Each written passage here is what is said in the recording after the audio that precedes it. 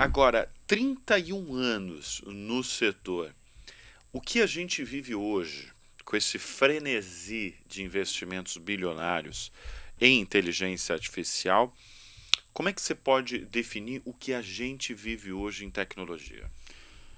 A gente vive numa era disruptiva. Tá?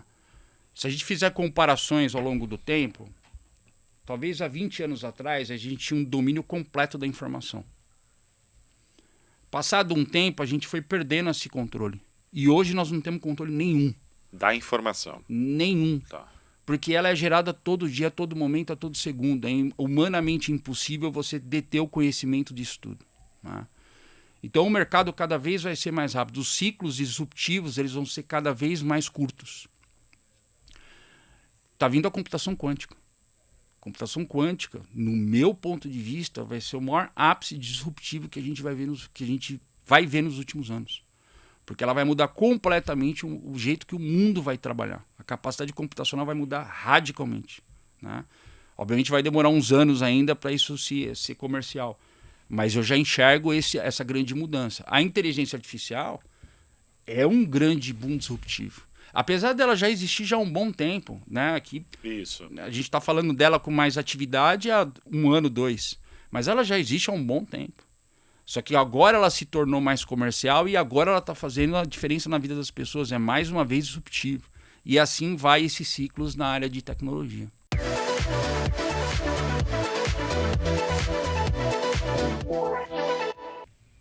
Olá, seja muito bem-vindo ao Fala Aí, o podcast número 1 de inteligência artificial do Brasil. Vamos direto para o mundo de telecomunicações e vamos falar com uma das maiores lideranças desse setor no país. Prazer imenso receber Eduardo Vale. O Eduardo Vale é diretor de transformação digital da Vero Telecom. A Vero Telecom, que é uma das maiores provedoras de banda larga do Brasil. Eduardo, obrigado mais uma vez pela presença aqui no nosso estúdio. Você é responsável pelas áreas de governança de tecnologia, data center, business intelligence e inovação. Exatamente. O que dá mais trabalho? Primeiro, obrigado pela oportunidade. É um prazer estar aqui com vocês e a gente poder compartilhar o que nós aprendemos dentro da Vero e principalmente aprender com vocês. O principal desafio é como você entender o que o seu cliente necessita. Esse é o que move a Vero todos os dias. Nós temos um propósito muito claro, né? Que é superar e revolucionar, né, a experiência do cliente. E para fazer isso, a gente precisa entender todos os dias quais são essas necessidades. O que o cliente está esperando, tanto no mercado de B2C quanto no mercado de B2B. E a partir daí propor soluções, produtos e serviços que possam atender essa demanda e que possam de fato resolver problemas e não simplesmente colocar um produto por produto, fazer a diferença na vida do cliente.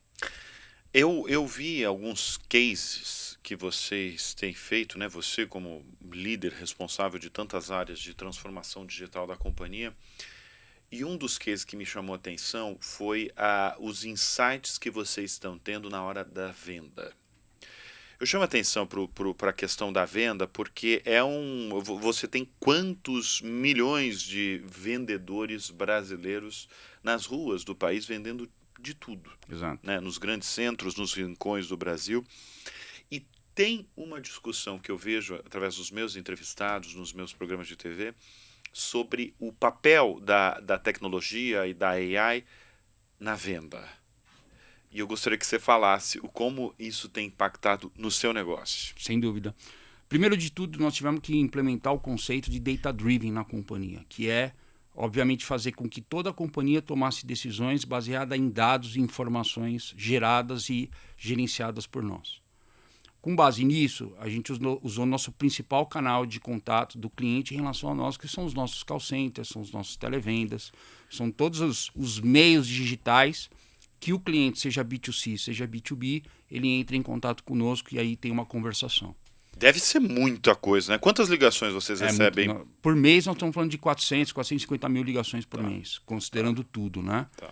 De WhatsApp, em torno de 420 mil por mês. Tá. Em termos de e-mail, 16 mil. Nós temos 1 milhão e 400 Quem mil está clientes. atendendo tudo isso? O que É humano? Uma parte sim, e uma grande parte não. Tá. Tá? Os bots e o que nós temos hoje de robô já resolve uma série de serviços para o cliente. Uma segunda via de boleto, um autosserviço para ele poder resolver um determinado problema, ou ele solicitar uma determinada alteração do plano dele. Tudo isso a gente já automatizou dentro da companhia. Mas a gente não pode perder a humanização. A gente também tem que ter esse contato com o cliente, que é super importante para nós. E com base nisso tudo, nós coletamos toda essa informação, porque antigamente a gente não usava toda essa comunicação do cliente a nosso favor. Hoje nós pegamos 100% dessa comunicação nesses números que eu compartilhei e via inteligência artificial nós transcrevemos tudo. Depois nós sumarizamos tudo, ou criamos um resumo de cada uma das interações e categorizamos tudo isso. E quando a gente fez isso, a gente percebeu um valor muito importante para vendas. Porque na medida que eu ouço mais o meu cliente, eu sei exatamente quais são os gostos dele. Eu sei exatamente as regiões e quais são os tipos de produtos mais aderentes. Eu sei quais são os tipos de produto que o cliente gosta mais. A gente sabe quais são as dores desse cliente, né? E a gente consegue trazer isso via inteligência artificial e isso gera insights para o vendedor para ele levar o melhor produto e levar o melhor serviço para aquele determinado cliente. A gente chama isso de hiperpersonalização. Essa expressão, aliás, está sendo cada vez mais comentada Exatamente. no mundo corporativo. Né? Exatamente. E isso na Vero já não é mais teoria, isso é prática, isso é nosso dia a dia. Tá. Então a inteligência artificial ela tem um papel mega relevante para a gente processar tudo isso. Porque se for fazer isso por humano, imagina você categorizar 400 mil ligações de maneira manual. É humanamente impossível. Então, ali, além de eu ter informação do meu cliente, eu também tenho informação de como nós estamos atendendo o nosso cliente. Ou seja, qual o nível de assertividade dos nossos analistas, qual o nível de resolutividade, né, o que a gente chama de first call resolution, qual é o nível, será que nós estamos dando as melhores respostas para o nosso cliente? Tudo isso de maneira automatizada, a gente já analisa via inteligência artificial e isso retroalimenta a nossa base. Então, cada vez mais, a gente vai profundamente conhecendo o nosso cliente, isso traz aí um verdadeiro boom aí de insights, principalmente para televendas. Deixa eu chamar a atenção para a nossa audiência sobre a Vero Telecom. A Vero Telecom está presente, me corrige, hein, Eduardo, em mais de 420 cidades. Exato. Tem um mercado muito forte em Minas Gerais, um mercado muito forte no estado de São Paulo, um mercado muito forte no Rio Grande do Sul. Exato. A Vero tem mais de 1.400.000 assinantes de banda larga fixa. A gente está falando de um setor muito competitivo. Sem dúvida. Como é que vocês se diferenciam dos concorrentes? A tecnologia é um dos principais fatores? Total. Primeiro de tudo, a gente entendeu que, de fato, o cliente, seja ele B2B, seja ele B2C, o que de fato ele necessita. Quais são os anseios dele? Quais são as necessidades desse cliente? Então, a gente já começa usando a tecnologia para entender tudo isso e poder oferecer produtos e serviços que sejam muito aderentes a esse tipo de mercado. E aí vamos fazer uma diferenciação. Quando a gente vai para o mercado B2B, né, um dos principais pontos é nós entendermos a dor que o mercado B2B tem. Né? Hoje, por exemplo, o gerente de TI ou o CIO, ele não quer mais gerenciar inúmeros fornecedores. Ele quer ter 2, 3 fornecedores que ele possa gerenciar e que de fim a fim esse fornecedor consiga resolver o problema dele. Porque antes tinha muitos fornecedores? Ainda é uma realidade. Tem muita tá. empresa que tem milhares de fornecedores que não consegue gerenciar isso e que de fato no final do dia perde-se muito tempo porque na resolução de problemas ou na própria inovação você tem ali dificuldades. Então a Vero ela vem com essa proposta de ser um one-stop shop, de ser uma empresa que possa oferecer produtos e serviços para atender esse mercado. Então, a gente começa no mais básico, né, que é telecomunicação. Então, Clear Channel, MPLS, IP Internet, tudo que é o básico nós entregamos. Porém, hoje os CIOs têm uma grande preocupação com segurança da informação. Todos nós temos. Então, nós também hoje é prioridade 1? Super. Número 1, a segurança da informação. Segurança da informação. A cibersegurança. Ainda mais com os casos recentes que a gente vem vendo no mercado internacional. No mercado nacional também, né? Também. Muitas empresas Vocês já pararam. Foram atacados? Não. Não? Não. Como o Vero, não. A gente... Mas hoje ninguém está seguro, né, Eduardo? Não existe 100% de segurança. Você gerencia o risco. Você gerencia o risco. A gente vê os maiores bancos, por exemplo, do Brasil e do mundo sendo atacados. Sim. Você vê grandes varejistas sendo atacadas. Tem que ter um lema. O lema é o seguinte: se você achar que está 100% seguro, é nesse momento que você baixa a guarda. Sem dúvida. Então, assim, eu todo dia que eu saio de casa, eu sempre tenho essa preocupação, porque a gente não pode baixar a guarda em nenhum momento, né? Uma bala de prata, você pode ter um grande problema na companhia. A gente fala de ransomware, a gente fala de malwares, fala de uma série de itens que hoje tem no mercado, e até invasões, que tem a potência de parar uma empresa inteira, não é? Algumas empresas nacionais já pararam completamente sua operação por semanas, por motivos de ataque. Então, com base nisso, nós também temos produtos e serviços na área de segurança. Então, SD-WAN, firewall gerenciável, a gente consegue aportar isso para o cliente, fazer um gerenciamento e já ajudar ele nessa questão. Quando a gente vai para o mercado B2C nós somos extremamente inovadores. Né? O conceito do streaming nós colocamos em todos os nossos produtos. Nós somos a primeira empresa do Brasil a usar o Wi-Fi 6 em todos os seus produtos. E quando nós entregamos isso, o Wi-Fi 6 para o cliente, é mais abrangência do sinal na casa dele. Nós entregamos pacotes de Paramount, YouTube Premium, Globoplay, que no final do dia o cliente é o que ele quer ver. Então, e a velocidade que nós entregamos hoje é a maior do Brasil. Nós entregamos 617 mega. Hoje nós somos considerados o top one de velocidade. Eu ia entrar já nesse assunto porque eu vi, inclusive nos últimos balanços trimestrais de vocês não são companhia aberta. Não. Né, mas vocês, eu vi, por exemplo, o resultado de vocês no primeiro trimestre, foi um resultado ótimo, até considerado pelo mercado. Vocês querem abrir capital? Isso vai depender da situação macroeconômica. Claro. Né? São coisas que a empresa está avaliando, mas tudo tem um horário certo para que seja feito. Eu estou falando tudo isso porque eu vi o que representa o streaming para a companhia de vocês. Né? E eu, sem perguntar, você já foi falando de streaming, né? Porque vocês têm... Qual que é o papel, aliás, do streaming no negócio? O papel do streaming no negócio é, primeiro, você tem um serviço de valor agregado para o cliente. Tá. Né? Segundo, que você não faz o seu cliente a comprar serviços em fornecedores diferentes. Você já entrega todo um pacote. Eu entrego para ele hoje celular, eu entrego para ele telefonia fixa, eu entrego para ele toda a parte de streaming e eu entrego uma banda larga de 617 MB, a maior média do Brasil hoje é a nossa, da Vero. Mas nós temos planos dos mais variados tipos, né?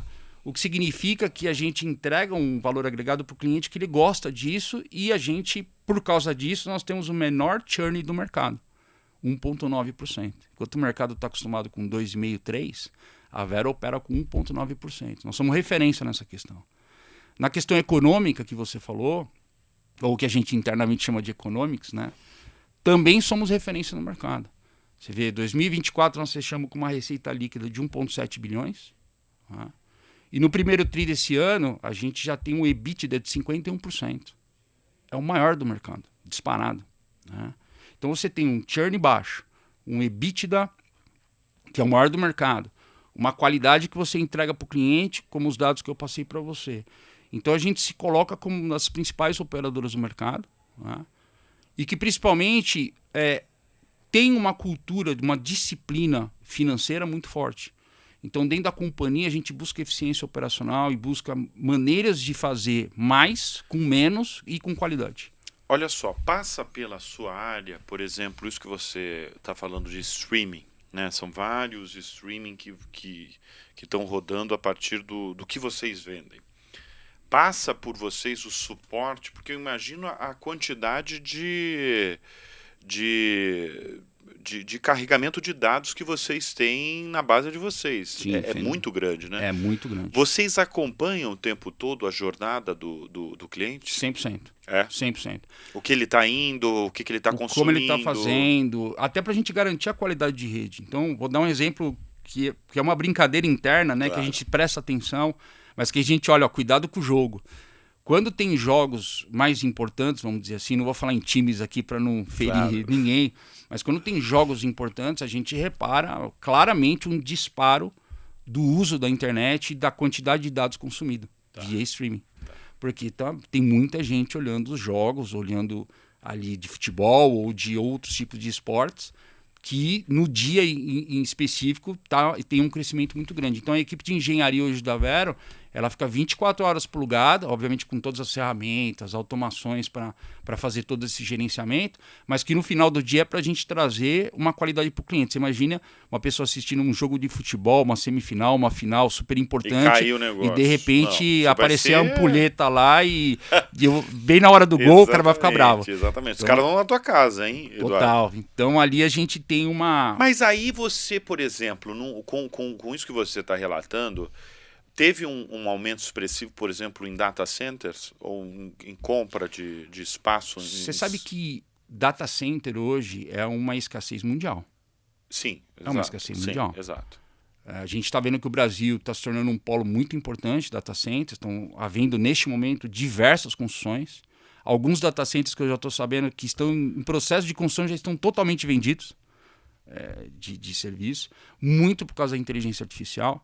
Muito por causa de toda a questão de edge computing, muito, enfim, tudo que está acontecendo. E o consumo desenfreado de internet, de rede social, e é isso que você está falando, de streaming. As pessoas assistindo cada vez mais, isso demanda cada vez mais processamento, demanda muito mais, né? Total, mas o campeão dele está sendo a inteligência artificial. Não, isso sem dúvida. Isso realmente o disparo do uso de data centers, de capacidade computacional é exponencial. E com vocês, aí como é que vocês fazem em relação a... Vocês compram espaço em data centers? Vocês não têm um data center? Não, a gente tem alguns data centers. Vocês têm alguns, tá? Temos alguns até para nós podermos operar. Então... Onde eles estão localizados? A gente tem em São Paulo, tem em outras regiões do país. A gente posiciona eles para a gente levar o que a gente chama de cache, ou o que a gente chama de experiência do usuário mais próxima a ele. Tá. Então você imagina o seguinte: eu tenho um cliente que está lá no Rio Grande do Sul. Eu não vou fazer ele vir para São Paulo para buscar alguma coisa. Sim. Você imagina o tráfego disso. Sim. Eu levo o conteúdo mais próximo a ele. Então, com base nisso, a gente tem mais qualidade e a gente gerencia melhor isso. Então, são vários datacenters que nós temos distribuídos no Brasil.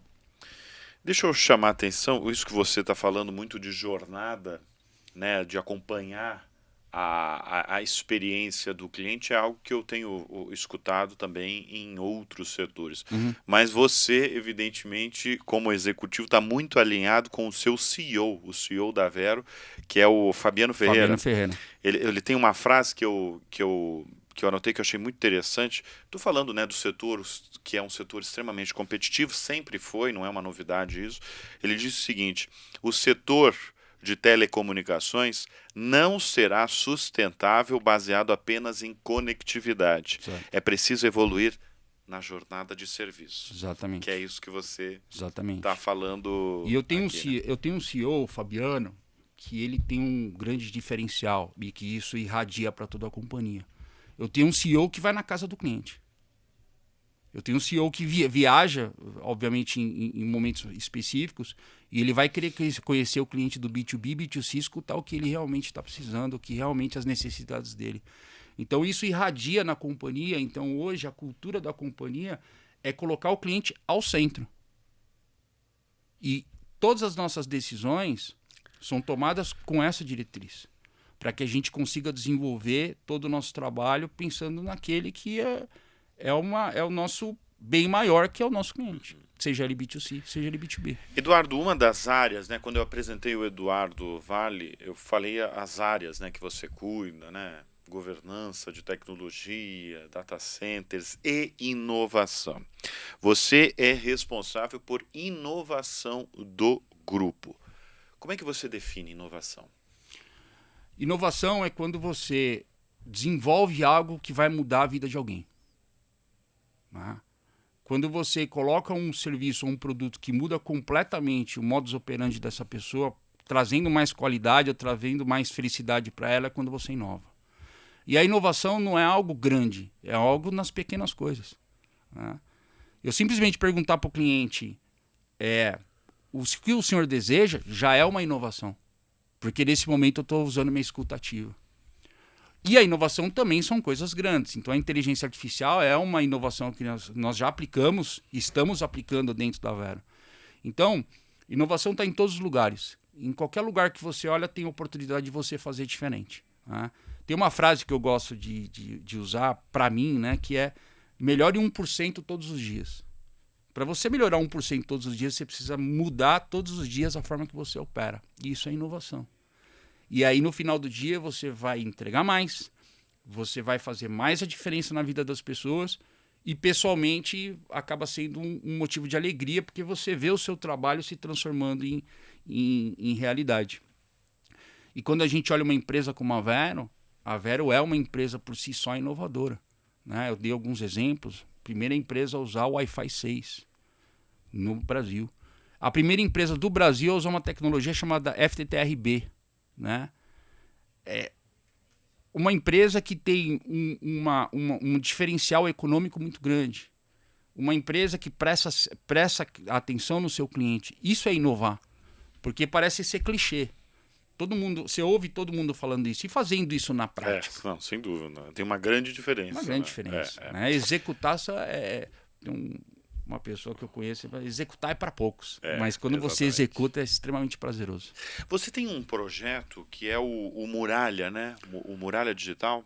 Na verdade, tudo isso surgiu, né? A Vero foi a primeira empresa no Brasil a implementar as 2 primeiras cidades inteligentes hoje. Isso eu gostaria que você falasse, porque eu escuto esse termo, né, cidade inteligente, há um bom tempo, Sim. há muito tempo, principalmente vindo de casos notórios, conhecidos nos Estados Unidos e em outros lugares também do mundo.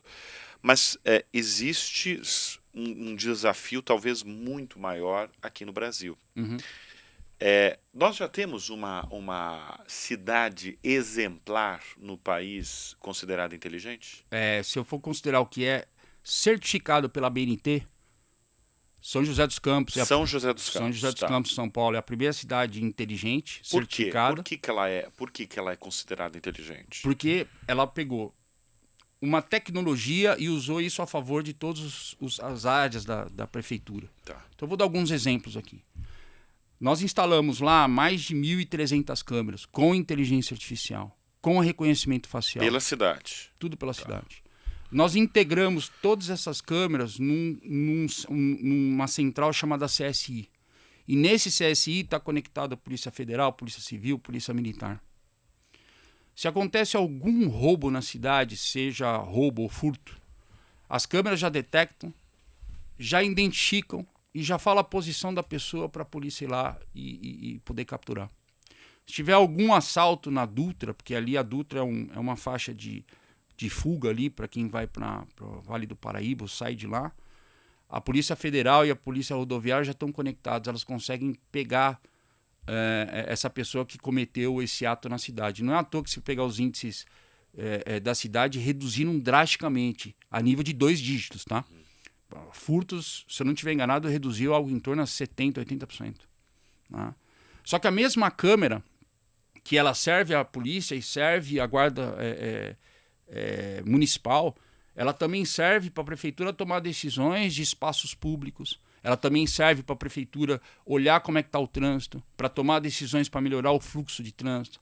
Ela também serve para ver quais são os postos de saúde que são mais usados para ela poder ali fazer uma gestão disso. Então a mesma câmera ela serve para várias coisas.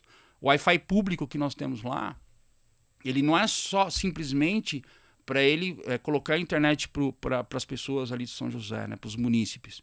Mas também ela faz ali uma medição de quantas pessoas estão no mesmo lugar, para ela tomar ali decisões ali da prefeitura.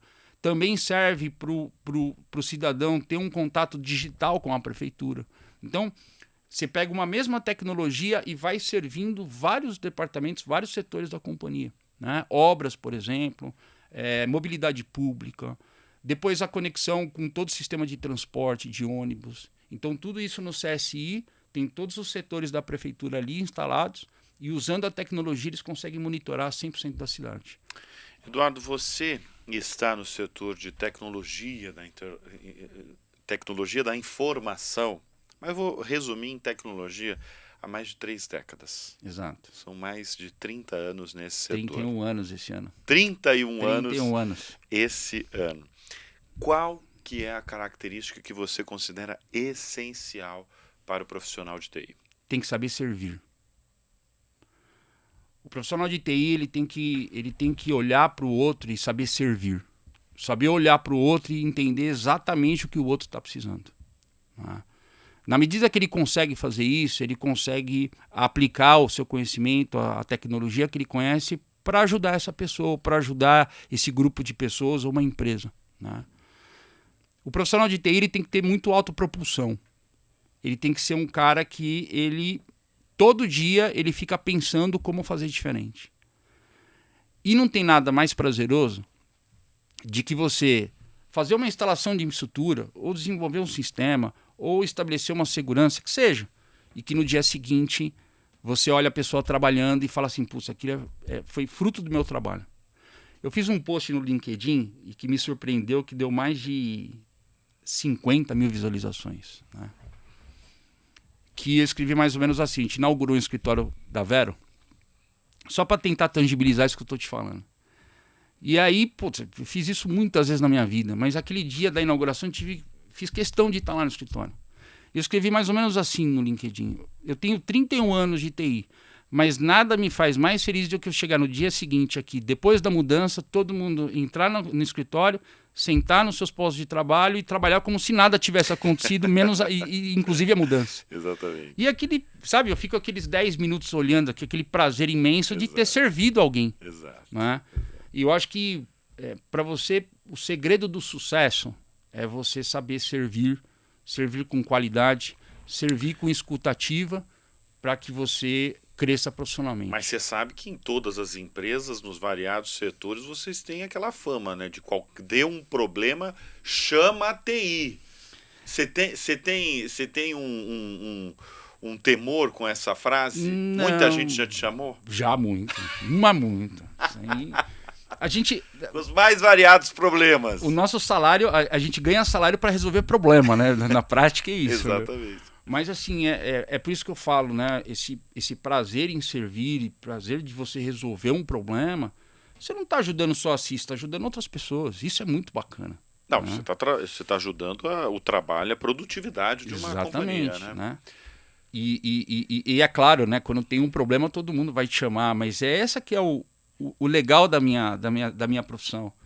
De você ser chamado e você poder participar na solução do problema, poder ajudar com algo, entendeu? Eu acho que eu tenho como lema isso, né? Você vê uma outra coisa simples, né? Simples. Talvez muita gente não dê valor a isso. Eu fiz 31 anos de carreira. Eu tenho 0 faltas no meu serviço. É mesmo? Eu nunca faltei no meu serviço. Para não dizer que eu não faltei de maneira injustificada, 0. Sim. Justificada quando eu tive pedra no rim, que eu fiquei 3 dias no hospital. Mas esse é um prazer que eu tenho. Sabe? Agora, 31 anos no setor. O que a gente vive hoje, com esse frenesi de investimentos bilionários em inteligência artificial, como é que você pode definir o que a gente vive hoje em tecnologia? A gente vive numa era disruptiva. Tá? Se a gente fizer comparações ao longo do tempo, talvez há 20 anos atrás a gente tinha um domínio completo da informação. Passado um tempo, a gente foi perdendo esse controle. E hoje nós não temos controle nenhum. Da informação? Nenhum. Tá. Porque ela é gerada todo dia, a todo momento, a todo segundo. É humanamente impossível você deter o conhecimento disso tudo. Tá? Então o mercado cada vez vai ser mais rápido. Os ciclos disruptivos eles vão ser cada vez mais curtos. Está vindo a computação quântica. Computação quântica, no meu ponto de vista, vai ser o maior ápice disruptivo que a gente vai ver nos últimos anos. Porque ela vai mudar completamente o jeito que o mundo vai trabalhar. A capacidade computacional vai mudar radicalmente. Né? Obviamente vai demorar uns anos ainda para isso ser comercial. Mas eu já enxergo essa grande mudança. A inteligência artificial é um grande boom disruptivo. Apesar dela já existir já há um bom tempo, né? Isso. A gente está falando dela com mais atividade há 1 ano, 2. Mas ela já existe há um bom tempo. Só que agora ela se tornou mais comercial e agora ela está fazendo a diferença na vida das pessoas. É mais uma vez disruptivo. E assim vai esses ciclos na área de tecnologia. ainda falando da Vero Telecom, vocês tiveram uma fusão importante nos últimos meses, né? Que foi a fusão com a Americanet. Exato. Essa fusão aconteceu em dezembro de 23. Dezembro de 23, Exato. tá. E aí nós passamos o ano de 2024. Foi uma fusão extremamente bem sucedida. Uma outra referência de mercado. Nós também somos conhecidos por essa característica. E geralmente fusão a gente associa a confusão, né? Exato. Mas nós fizemos uma fusão, assim, eu diria que com altíssimo nível. Só de captação de sinergias, mais de 130% daquilo que a gente havia projetado. Nós mudamos a cultura da companhia, nós mudamos os escritórios, nós criamos produtos e serviços que eram considerado o melhor das duas companhias e conseguimos unir em uma única só. Nós estabelecemos uma nova metodologia de trabalho utilizando o que cada uma das empresas tinha de melhor, esquecendo aquilo que a gente não acertou, mas usando isso de melhor e fazendo a união.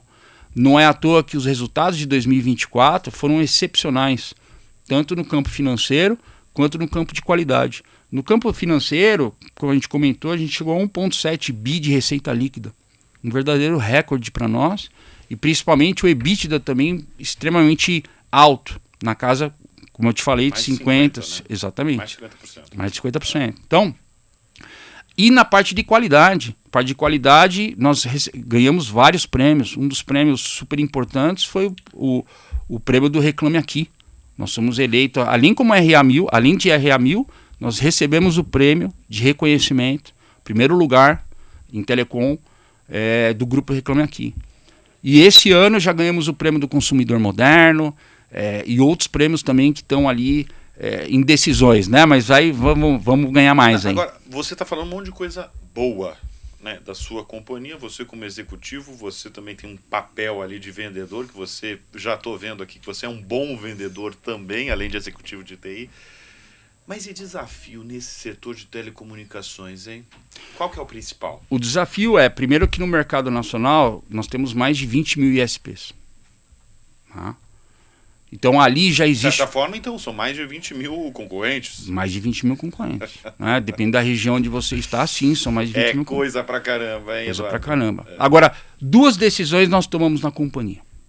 A primeira decisão é, nós não vamos brigar por preço. A questão não é preço. A questão é qualidade. Tá? E a segunda decisão é como nós vamos criar produtos e serviços que realmente estejam aderentes ao nosso mercado. E é daí que nós tiramos os nossos diferenciais. Por isso que nós continuamos a crescer, por isso que a gente é uma das maiores operadoras no mercado, hoje, nacional, e por isso que a gente vai continuar tendo esse crescimento muito bom para a companhia. O mercado vai passar por mais consolidações, isso é um fato. Né?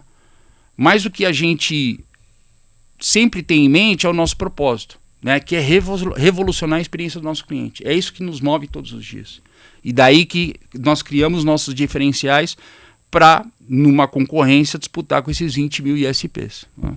É coisa pra caramba. É muita coisa. Não conheço um outro setor que tenha tanto concorrente assim como vocês. Hein? O ramo de telecomunicação 20 mil é muita coisa. É muita coisa. Qual que é o tamanho da sua equipe? Hoje, a equipe de TI, nós estamos com 65 pessoas, 65, tá. Mais os terceiros, né? Que a gente tem alguns fornecedores que prestam serviço para nós e que nós gerenciamos isso.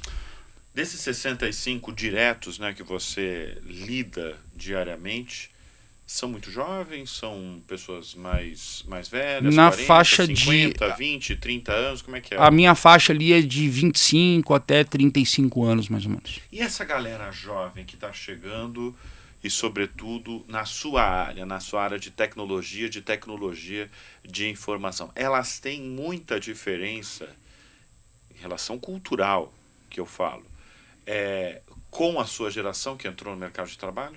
Você sabe que isso é uma discussão bem interessante, né? Eu evito de fazer comparações de gerações. Né? No momento que você compara a geração, eu acho que você sempre vai levar algum tipo de crítica. Ah, mas na minha época eu fazia isso e hoje o pessoal não faz aquilo. Na realidade, a gente tem que trabalhar com adaptações. né? Ou seja, escutar o jovem. Qual que é o anseio dele? Né? Aí, mais uma vez, é escutativa, né?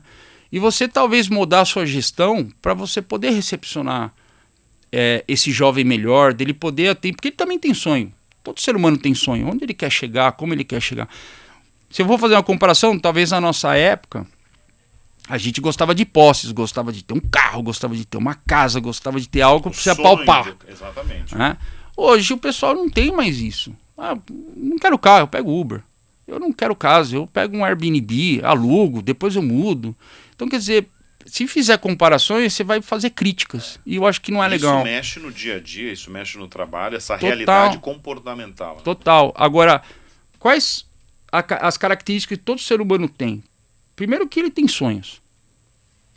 Onde ele quer chegar. Não importa onde você quer chegar, você tem seu sonho. Depois você tem o seu propósito. Ou seja, o que te move, o que te faz acordar todo dia para fazer alguma coisa. O segredo está escutar eles e tentar fazer uma gestão para você poder administrar esse ponto. É claro que às vezes me vem um menino e fala, pô, o que eu faço para ser um diretor em 3 meses? Então você tem que ir ali com tato, com jeito. Isso é uma realidade dessa nova geração, né? Dessa ânsia de você crescer rápido, de talvez não ter... Muito provavelmente ter a ingenuidade que para crescer vão ter dores, vão ter adversidades, que não se sabe tudo. Exatamente. O que eu costumo ali falar para o pessoal que trabalha comigo parece sempre que a grama do vizinho é mais verdinha, né? Sempre. Mas a verdade é que os problemas eles estão presentes em todos os lugares que você está. Depende de como é que você vai encarar eles, né? Então, eu acho que, primeiro de tudo, eu acho que essa juventude ela vem muito mais tecnológica, né? E que a gente pode usar isso a nosso favor de uma maneira muito legal. E eles gostam de participar, de dar ideias, de fazer acontecer. Então você saber cadenciar tudo isso é uma coisa super importante. E fazendo algumas leituras, hoje a gente trabalha com 4 e em alguns momentos até 5 gerações diferentes. Então não é mais uma comparação, e por isso que eu viro para você e falo que eu não gosto muito de comparar, não tem mais eu comparar 4 ou 5 gerações diferentes. O fato é, como é que eu me adapto a todas elas? Porque está todo mundo ali, né? E está todo mundo no trabalho. Então a questão geracional, ela vem para a mesa, mas o importante é de que maneira você vai se adaptar e ajudar e fazer a diferença na vida dessas pessoas e elas em relação a você. Então isso que é legal. Ô, Eduardo, você falou uma coisa muito interessante que é o que move, né? O que move quando você acorda, né? Desses jovens, de todo mundo que trabalha com você, desses 65 profissionais que lidam diretamente com você e A companhia tem quantos profissionais? 3.200. 3.200 profissionais, né? Agora, de você, Eduardo, o que move a sua carreira? Eu acho que quando eu tinha 17 anos, e quando eu tomei a decisão de trabalhar com TI, né? Primeiro que naquela época era engraçado, né? O pessoal trabalhava de avental, era um negócio diferente, assim, né? Mas eu acho que quando você sai de casa para construir alguma coisa ou para ajudar alguém, eu acho que é um negócio espetacular. É o que eu chamo de autopropulsão, né? Na medida que eu saio da minha casa e eu ajudo alguém com tecnologia, que é a minha área, é o que me move.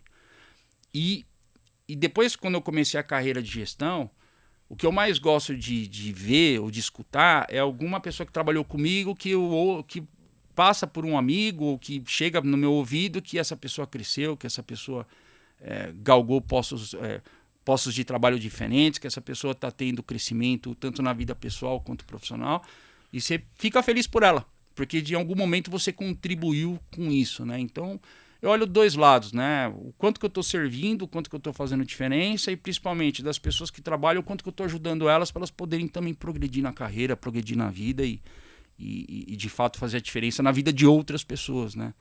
Acho que o mundo ainda mais hoje, né, ele está carente disso, né? De pessoas que realmente olham o próximo, olham o outro com voz e com escuta e com um olhar ativo, né? E se a gente começar a irradiar isso, acho que a gente vai fazer uma bela diferença no futuro, hein? Muito bem, esse é Eduardo Vale, diretor de transformação digital da Vero, né, uma das maiores provedoras de banda larga do Brasil.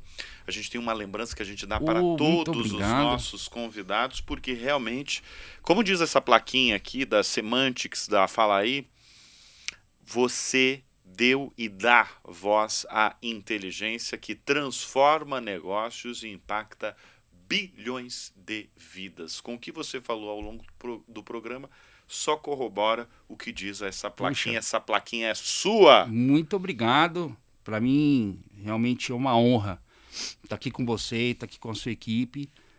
Fico muito lisonjeado. Isso aqui vai ter um espaço especial ali no escritório para mim, para eu ver todos os dias e ver o quão importante é receber esse tipo de prêmio ou homenagem. Muito obrigado mesmo. Muito obrigado. Obrigado você por estar aqui em nosso estúdio do Fala Aí. A gente recebeu Eduardo Vale, diretor de transformação digital da Vero. Obrigado também pela sua companhia, pela sua confiança. A gente volta a qualquer momento com mais uma edição do Fala Aí.